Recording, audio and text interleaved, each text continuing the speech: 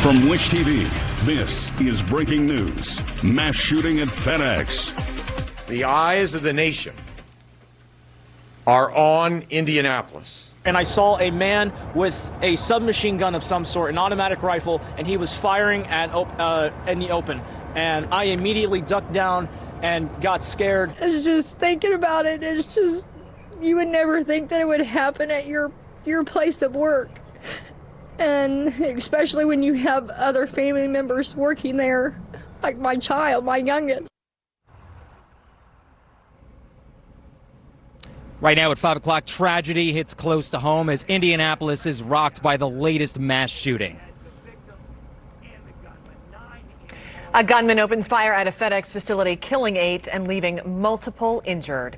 We start with breaking news. Coming in right now on the suspect in the shooting, he is 19-year-old Brandon Hull of Indianapolis. The head of the FBI office in Indianapolis confirms to Wish TV that in March of last year, Hull's mother contacted law enforcement saying her son might try what's known as suicide by cop. He was placed on immediate mental health detention and officers seized a shotgun at his home. Investigators did not find evidence of racially motivated violent extremism and no evidence of a crime. Now, the FBI tells us they did not return the shotgun to Hull. And as you mentioned, Brooke, 19-year-old Brandon Hull, a former employee here at this FedEx facility. Wish TV's Dan Klein live outside his residence on the other side of Indianapolis with the very latest. Dan, good evening to you.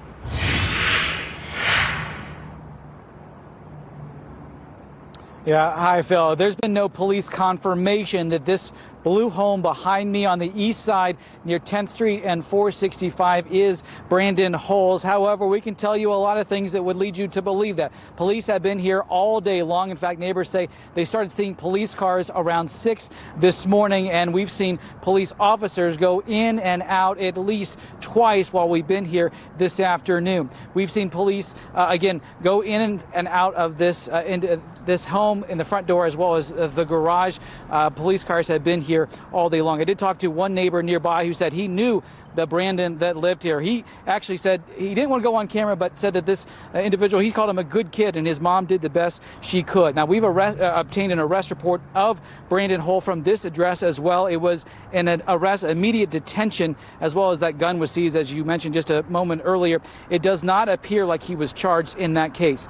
Other neighbors I talked to up and down the block tell me they did not know the family. In fact, I talked to one neighbor who didn't even know about the shots and the homicides yet until I told him. I'm told, though, from people that this is a good neighborhood, but not a lot of block parties, a lot of people keeping to themselves, anything like that, and certainly shocked that something could happen so close to home. Reporting live on the east side, Dan Klein, Wish TV, wishtv.com, and be sure to follow us on Facebook.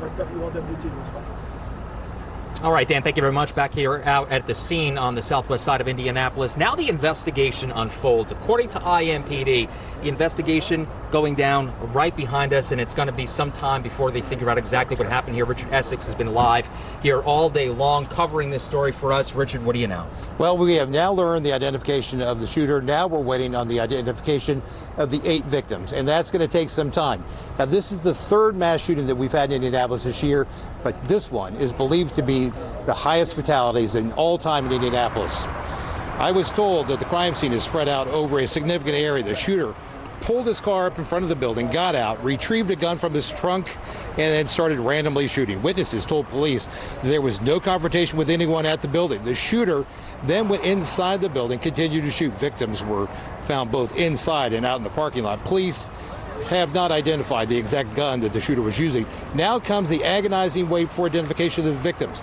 I've been told in order to gain entrance to any of these FedEx buildings, you are required to have a name badge and or identification.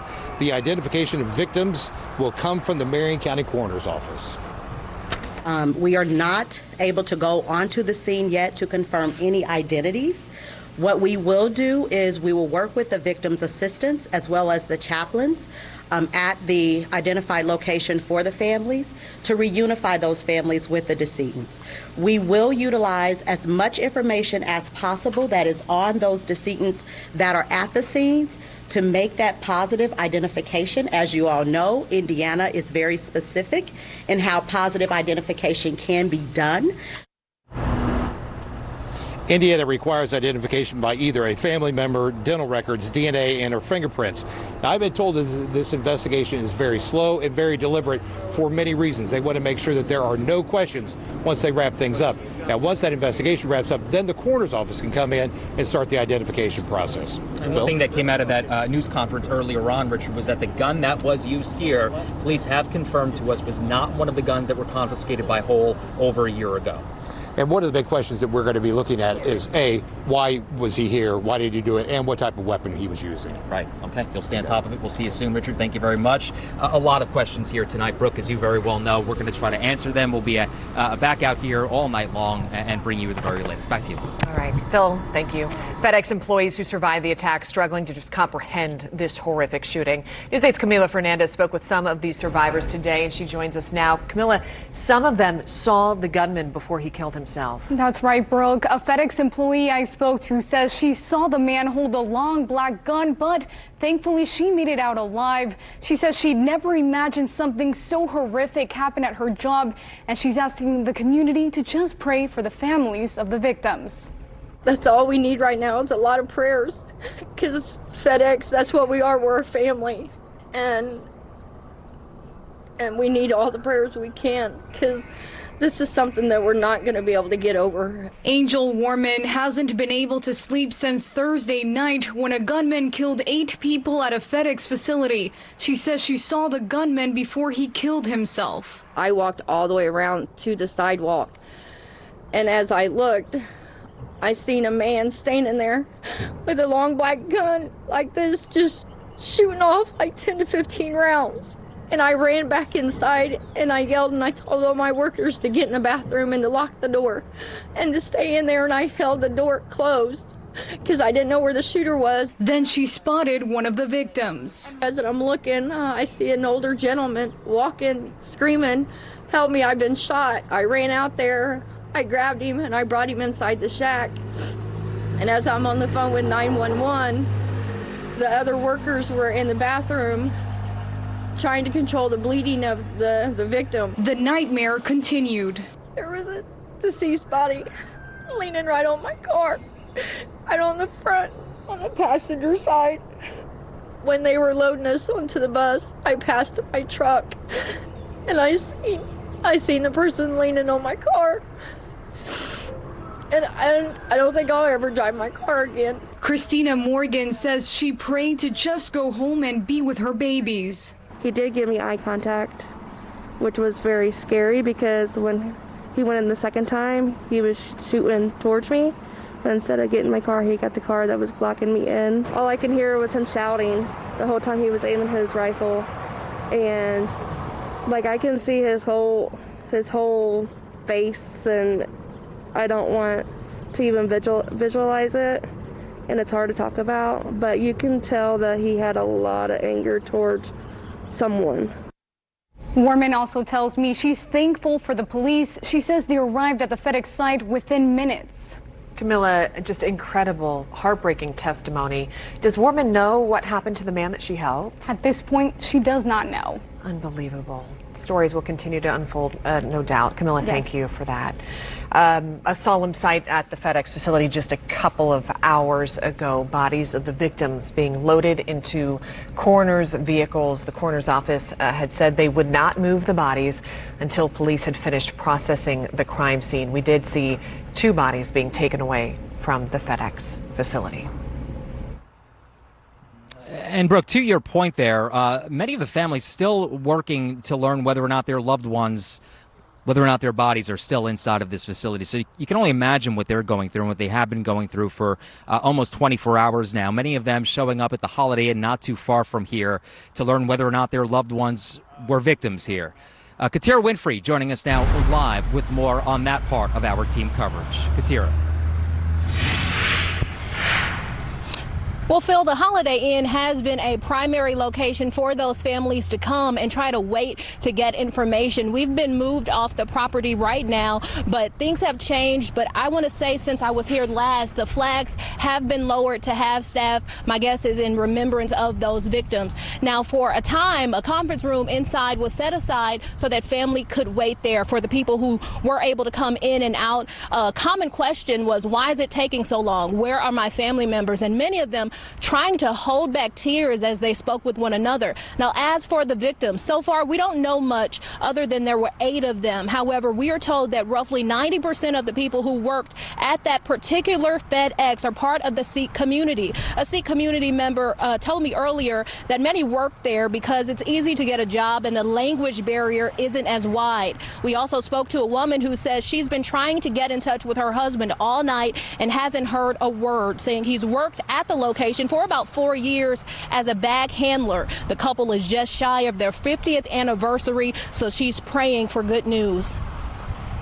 At this point, it's still early. There are families, they're waiting for their loved ones inside. My hope is he's alive.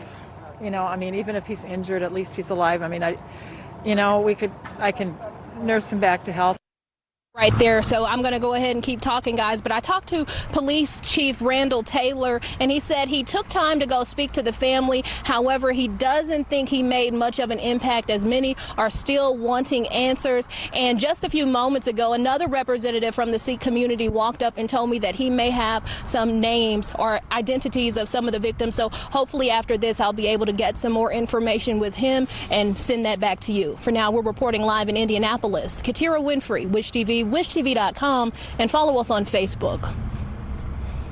All right, good to know, Katira. Get back to us as soon as you know anything. Now, we just want to point out that this doesn't happen in our city. Indianapolis, this isn't the type of city where things like this happen. I know it's almost cliche to say, but that truly is the case here.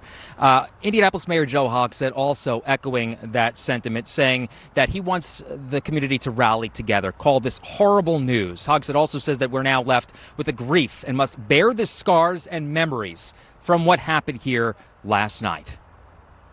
We must guard against resignation or even despair. The assumption that this is simply how it must be, and that we might as well get used to it.